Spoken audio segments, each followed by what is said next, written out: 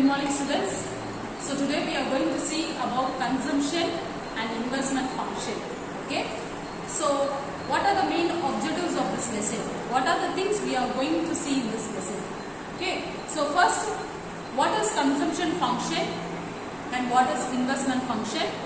And then we are going to see about the multiplier and accelerator and about the super multiplier. So this lesson is a very important lesson and the major objectives of macroeconomics. Okay. So first we are going to see about what do you mean by consumption function.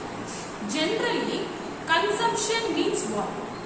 Consumption means it is the starting point of all economic activities. Okay. So consumption means it is a spending. So consumption means it is a spending. So without the spending, there is no economic activities in the world. So a consumption plays a very important role. So in the last lesson, we studied about the effective demand. So under effective demand, we saw the three persons used to spend. So one is an individual, another one is a firm, and another one is a government. So three types of people used to spend in an economy. If there is no spending, if there is no consumption in an economy, the economy activities will be stopped. Okay. So consumption is a major part. It plays an important role in the macroeconomics. Okay. Now we will see about the consumption function. So consumption function means what? So consumption function means it is a functional relationship between income and consumption. So consumption is the functional relationship between income and consumption. So C is equals to function of Y. So C means it is a consumption. Y means it is an income. So C means it is a consumption and Y means it is an income. So consumption is a function of Y. Consumption is a dependent variable. Always the consumption will be depend on income. So income is an independent variable. If income increase or income decrease, it doesn't know. It doesn't have anything else. But the consumption which is depend on the income. So if income increase or if income decrease, okay, if income increase or if income decrease, definitely it affects the consumption. How? See, if my income is generally, it is at 30,000. So, my consumption will be in a normal manner. Okay. But, if my income increased to 50,000, so what will be my consumption? So, my consumption will be increased or decreased. So, my consumption also will be increased. Okay. So, if income decreases from 30,000 to 20,000, what happens to my consumption? So, my consumption level also will be decreased. Okay. So, this is the major thing that consumption will always depends on the income. So, consumption is a dependent variable and income is an independent variable. So, if income increases or if income decreases, it affects the consumption. So that's why it has a positive relationship between the income and consumption. Okay. So here the table they have given, which has been explained very clearly about your income and consumption. Okay. So as well as savings they have given. So how the savings will be done. Now let us see the consumption and income schedule, which is explained here. So, see the consumption and income and savings schedule. So, see here first, the income was 0. Okay, my income was 0. The consumption is 20. And the savings is minus 20. See, without the income, how there is a consumption has been done here. And what happens to the savings? Why the savings it is in the minus? So, see here, when consumption is 0, when income is 0, but consumption is 20. So, what happens? how this 20, how the 20 has come here on consumption. So this 20 means that people usually they have spent on their old savings. Initial and rational mind of the people, mind of the consumer, that they have the mentality, every common people has the mentality they want to save. Okay, so with their past savings, so that past savings helps them.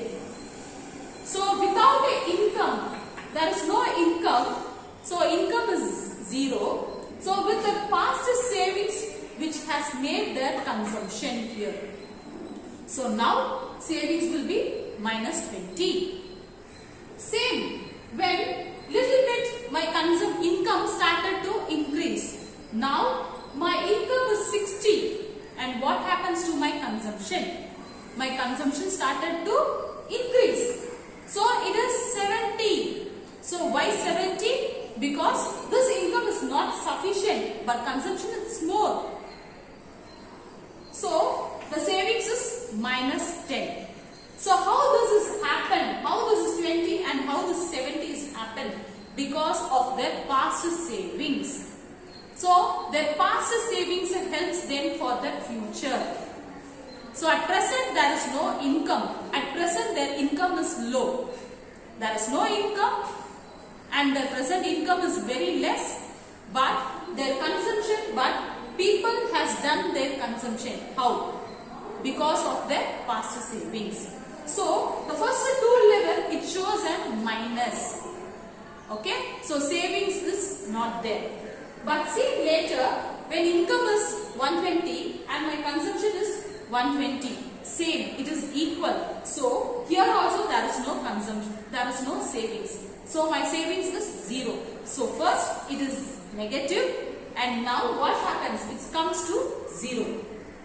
Now later my income started to increase. Okay, my income started to increase and my consumption is in a standard manner. So 180 minus 170. So what will be the savings? So my savings will be 10. So when my income is 240 and my consumption is 220. So my savings will be 20. So 300, my consumption is 270 and my savings will be 30. So like this what happens? So from the starting, if there is no income but people have to spend. So how they spend, how they consume. So with the help of their past savings which helps them in the present. Okay. So at the present the savings will be negative. So next one, income it is increased but consumption it is more. So this also which is help them with the help of their past savings. So their income, their savings is negative. Then later it is equal, so it is 0, and later the income started to increase and consumption also started to increase and the savings also started to increase. So with the help of the schedule, they have explained about the diagram here. So see here, my 0 to x axis represents consumption. So my y represents consumption and my x represents income. Okay. So my y represents consumption and my x is 0 to x axis represents consumption, income. So see here, this line it is a 45-degree line. Okay. This is the savings lines which is shows in a 45-degree line where it has a functional relationship between a consumption and income. So when income increases, the consumption also increases. So see here, from the beginning, the income, when income increases from 120, my consumption also is 120. So where my consumption line and savings lines are intersect, so this is the equilibrium position. So where there is no savings, so consumption and investments are equal. Then what happens? See, my income increases from 180. My income increases to 180 and my consumption increases from 170. So 180 minus 170. So income minus consumption I will be getting as a savings. So what will be my savings? My savings will be 10. Okay. So at this position see here, when income is 180 and my consumption is 170. So now my savings will be 10. Then later, if income is started to increase to 360 and my consumption also will be increased. So and later the savings also will be increased. Okay. So this is called as a consumption function. Next, we will see about the technical attributes of consumption function. We have 4 technical attributes of consumption function. Okay. So first one is a marginal, average propensity to save, and then marginal propensity to save, then average propensity to consume, and marginal propensity to consume. Okay. So we have 4 attributes here. First one is average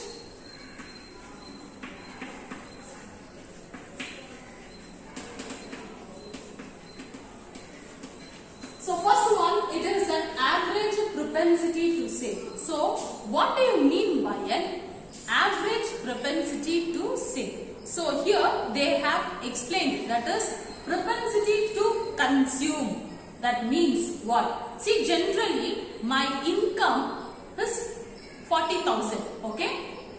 My income is 40,000. So consumption, which is explains the relationship between an income and consumption. Yes, what do you do?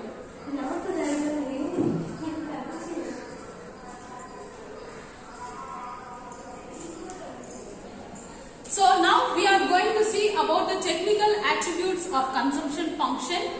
So we have 4 technical attributes.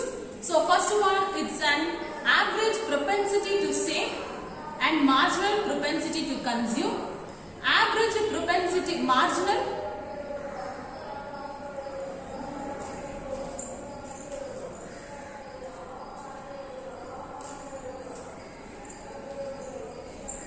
So next we are going to see about the technical attributes of consumption. So first one, average propensity to consume. Second one, it is a marginal propensity to consume. Then average propensity to save, and then marginal propensity to save. So what do you mean by propensity to consume? So see here, first my income is 40,000. Okay. So propensity to consume. First, my income is 40,000. So my consumption, what about my consumption? So my income is 40,000 means my consumption will be 30,000. Okay. This is an average propensity to consume or savings. So average.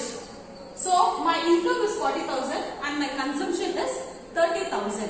So this is an average propensity to consume. Now marginal propensity to consume means what? Marginal. If my income increases additionally, so what happens to my consumption? So if my income increases additionally, for example, if my income increases additionally 10,000, so what about happen to my consumption? So my consumption also will increase, but not higher, but little bit it will be increased. So marginal income, so additionally my income increases means my consumption also will increases as little bit, that is 2,500. This is an assume. Okay. So see here, propensity to consume, we have an average propensity to consume and marginal. So average means what is your income and how much is your consumption. Marginal means additionally extra how much amount of income increased and what about your consumption. Okay. So this is, they have explained. So now we will see about the 4 technical attributes of consumption function. So average propensity to consume. So average propensity to consume and marginal propensity to consume average propensity to save and marginal propensity to save. So generally, average propensity to consume means it is the ratio between the changes between savings and income. So just savings is divided by income, it is your average propensity to save. So general savings is divided by income. Marginal propensity to save. Marginal means what? If your income increases, what happens to your savings? So if additional income increases, so additional savings will be done. So changes in savings divided by changes in income. So marginal propensity to save is equals to. Can you able to understand? Marginal and average. See, average propensity to consume. Okay. When my initial income is 40,000, what happens to my consumption? So when my income is 40,000, my consumption will be 30,000. Remaining will be as in savings. Now, marginal, if my income little bit increased, and what happens to my consumption? So marginal means what? Additional made to the income. So when my income additionally 10,000 increased means what happens to my consumption? So my consumption will be little bit increased. Okay. So now the technical attributes we have four technical attributes. One is an average propensity to save and marginal propensity to save, average propensity to consume and marginal propensity to consume. So now what happens? Average propensity to save means it explains between the ratio of savings and income. So average propensity to save is equal to savings divided by income. Marginal means so changes. This delta explains about changes in savings and changes in income. If your income increases, okay, additional income increases, so your savings also will increases. So this is called as a marginal propensity to save. Next one, average propensity to consume.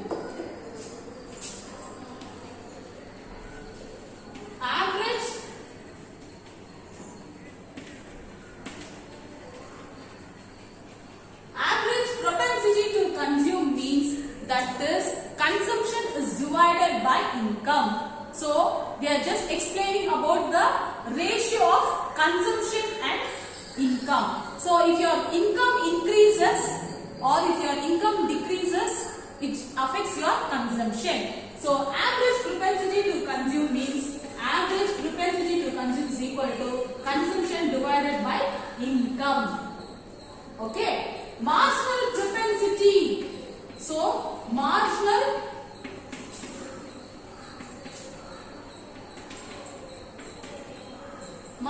propensity to consume means changes in consumption is divided by changes in income. So marginal propensity to consume is equal to changes in the consumption is divided by changes in the income. So this is the functional relationship between the consumption and income. Marginal means it is the changes. So how much your income changes, how much your consumption changes.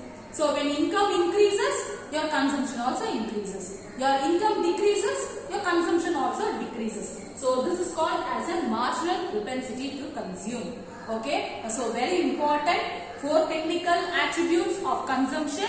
So first one, it is an average propensity to save. Average propensity to save. So average propensity to save means it is the ratio between the savings and income. So if there is an income, so definitely there will be a savings. So marginal propensity to save means, when marginal propensity to save means it is based on the changes in the income and savings. If your income increases, your savings also increases. If your income decreases, your savings also will be decreased. So next we come to the third one, average propensity to consume. So average propensity to consume means, So it based on the ratio of changes.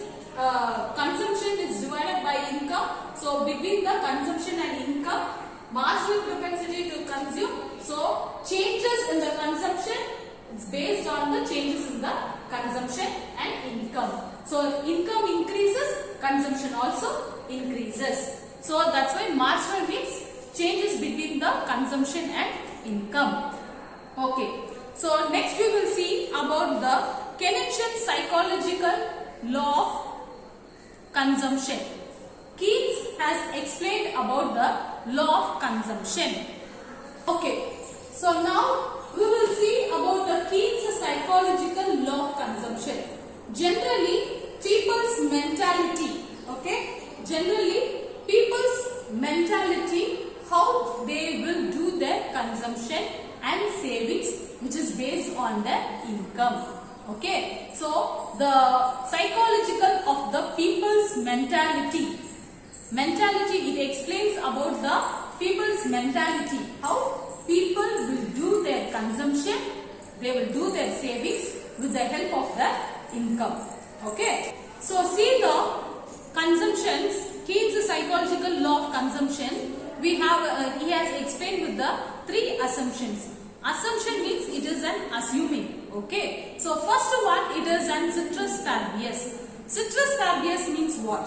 That is, other factors should be remains constant. When this law should be applicable, other factors should be a constant. That is, when income increases, consumption also increases. So this is a common factor. But generally, other factors is also the reason for changes in the consumption. So other factors should be remains constant. Then only this concept will be applicable. This means what? When income increases, consumption also increases. Okay. The remaining factors should be constant. Second one, existence of normal condition. Keynes' psychological function, which is explained, which is based on the normal condition. So when it is in normal, it will be in a smooth manner. That is, income increases means automatically consumption will be increased. But what happens to the abnormal condition? During the abnormal condition, what happens? So like war, certain revolutions or certain uncertainties have happened means automatically consumptions will be changed. Okay. So Keynes never explains about the abnormal conditions.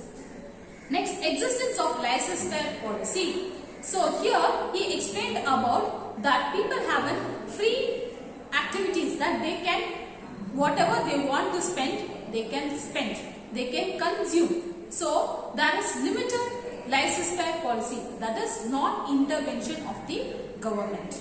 Okay. Now we will see the proportions of the law. Keynes has explained 3 psychological law of consumption. Okay, that is proportion of law. So first law which is explained, that is first proportion of his law explained about what? When income increases, generally consumption also increases. So this is the first one, first psychological law of Keynes. So when income increases, automatically your consumption also increases. Second law, which is based on that when income increased, automatically their consumption as well as their savings both will started. So what happens when income keep on increasing? Okay, slowly what happens? The consumptions also will be started. So consumption also will be started as well as savings. This is the second psychological law of consumption. Third one, when income increases,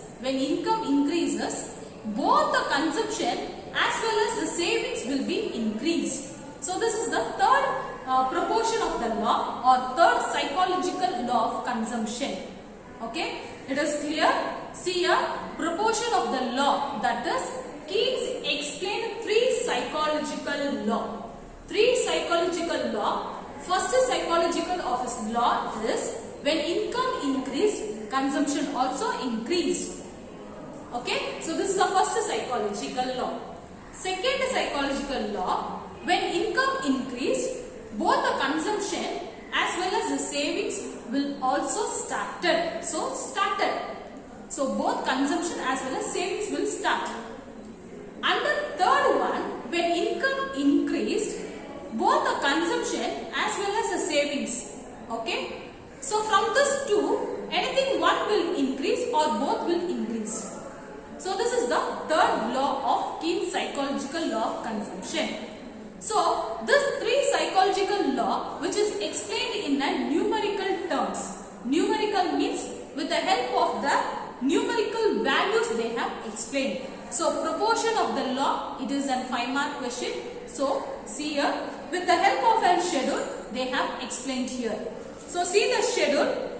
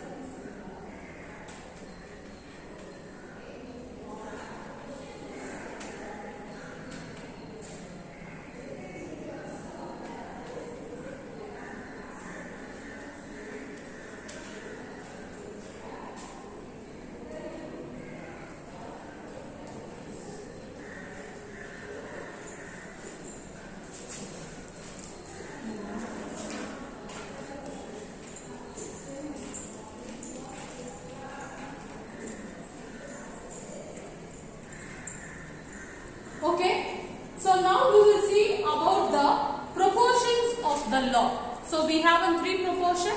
So one is an first proportion of the law, that is first psychological law of Keynes is when income increases, consumption also increases. Second law, when income increases, both the consumption and savings will be started. Third consumption, that is third psychological law of Keynes is when income increases, both the consumption or savings will either increases. Okay, so this is the three psychological of the law. With the three psychological of the law, which is explained with the help of a table, that is table as well as a diagram they have explained here. So this has been explained in a numerical terms. So first they have explained in a theory part, that is three psychological law they have explained. Now they have explained with the help of a numerical terms values.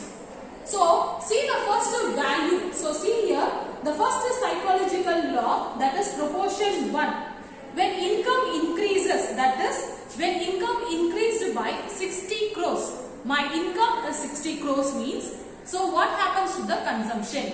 So first income is increased, consumption also increased. So income is 60 crores and the consumption is 50 crores.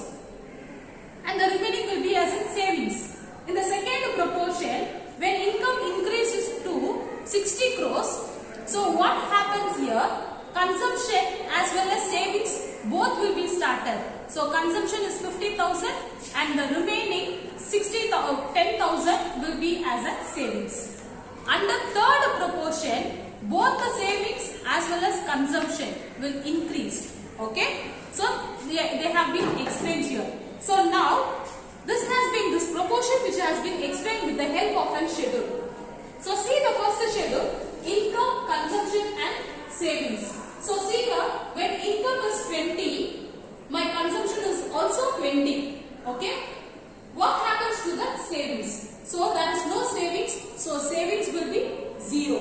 So income minus consumption will be savings, is equals to savings. See the second letter. When income is 180,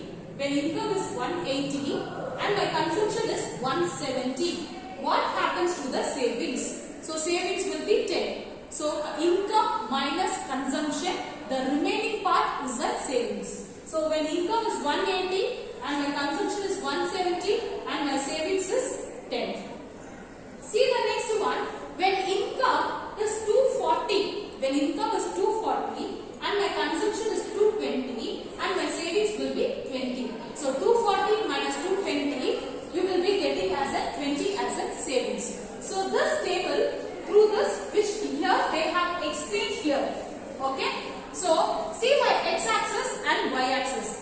My y-axis represents consumption and my x-axis represents income. So O x-axis represents consumption and O y-axis represents in consumption.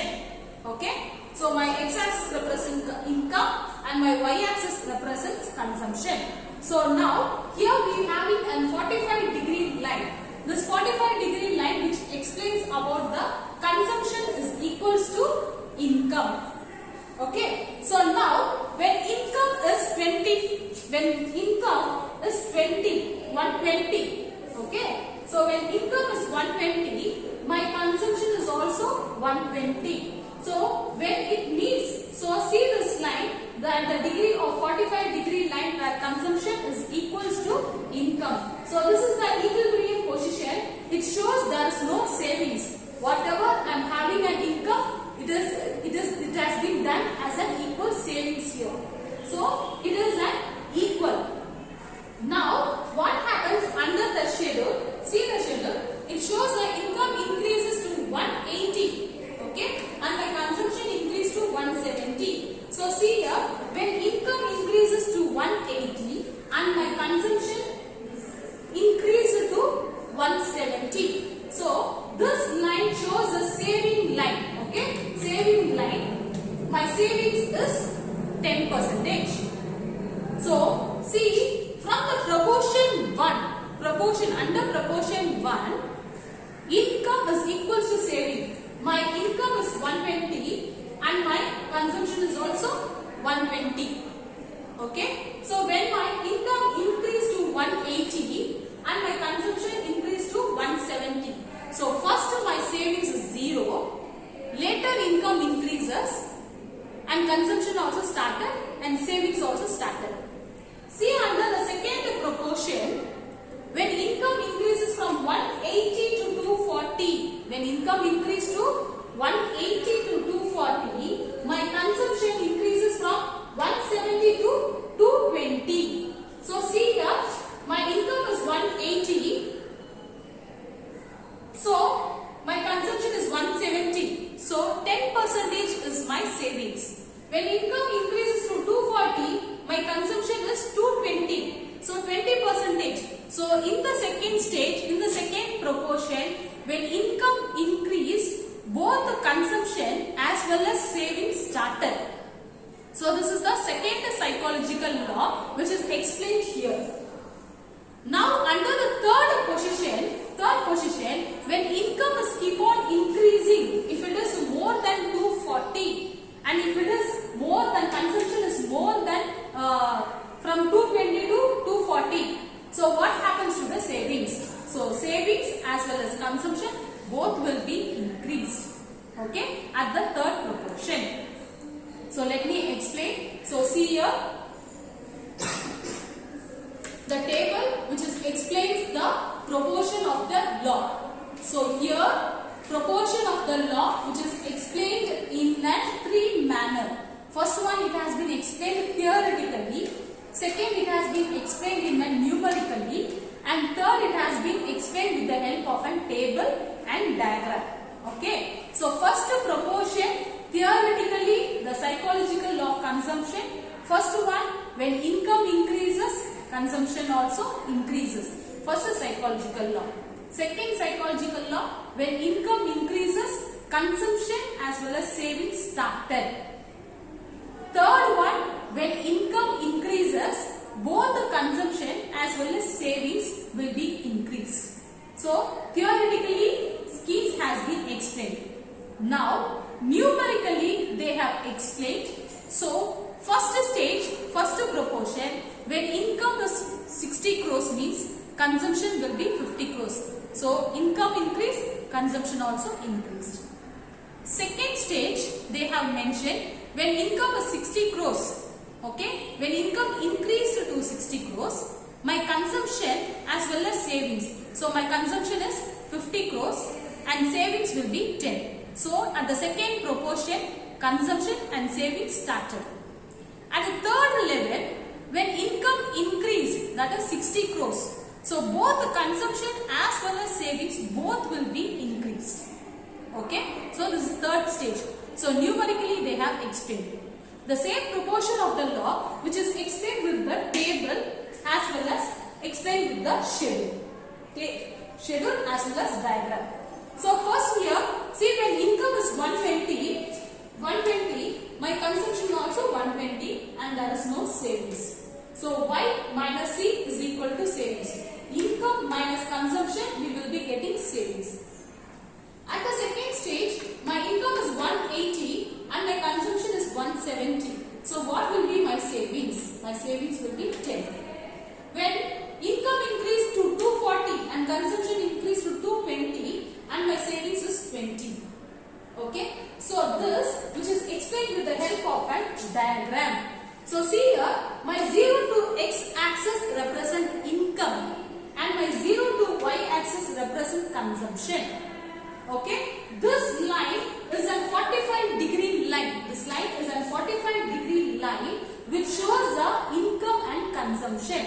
So consumption and income is equal.